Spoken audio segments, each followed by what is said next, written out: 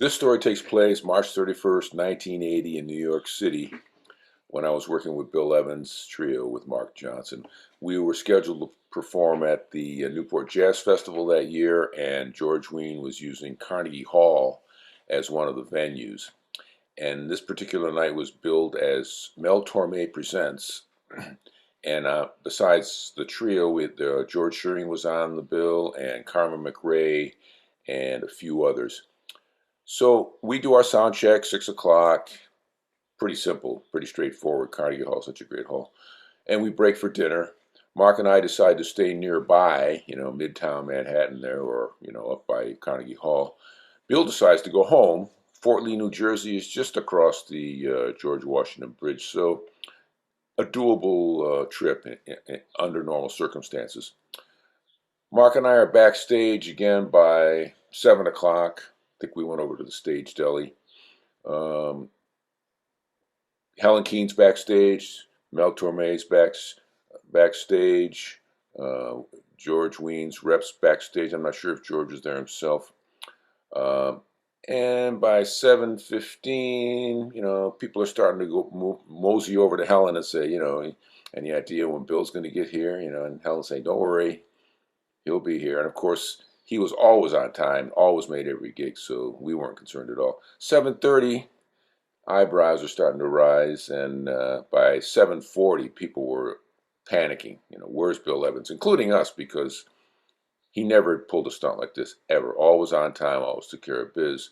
And this is pre-cell phones, so there's really no way to contact him other than to call his apartment in Fort Lee, and there was no response there, so that's pretty much the end of it. At a quarter of, Bill walks in the back door, and all of our jaws hit the floor because he's got stitches across his forehead and on his nose, and his eyeglasses are taped together with a Band-Aid. His left arm is in a cast from the elbow all the way up to,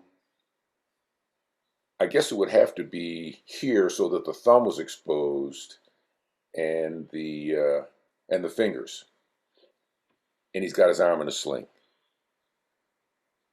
Everyone's speechless. So Bill just says, "What time is it?" And Mel Torme says, "Bill, it's 7:45." And Bill says, "Great, I got time for a cup of coffee." Takes off up to the dressing room, grabs a cup of coffee, chills out. When it's showtime, we walk out on stage, and there is a collective gasp from the audience. Packed house at Carnegie Hall, because here's the artist to perform that night with his arm in a sling and a cast and everything else.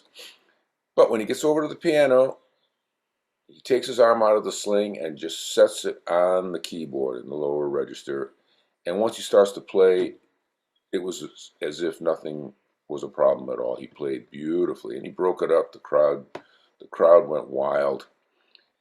And I'm reminded of years ago, Tony Bennett told me this story about, it's a quip. He used to say, "Never follow a sailor on crutches at an amateur show." Well, that would have been a similar scenario here, because I don't care who came on after Bill that night. After breaking it up with his arm in a cast and a sling, nobody was going to get the kind of response that he got that night.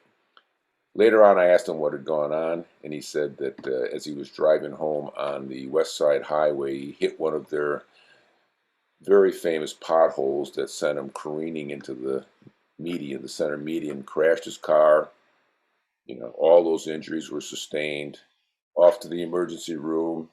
The doctor wanted to put the cast all the way up to the fingertips, and Bill said, "No, man, I have a gig tonight at 8 o'clock. This is probably, at 7:15 or 7:20 that he's telling the doctor this, But somehow, miraculously, he got out of there, got a cab to Carnegie Hall, made the gig, and we made every gig for the next several months after that with Bill with his arm still in a cast. An amazing inner spirit this guy had, and an amazing inner strength.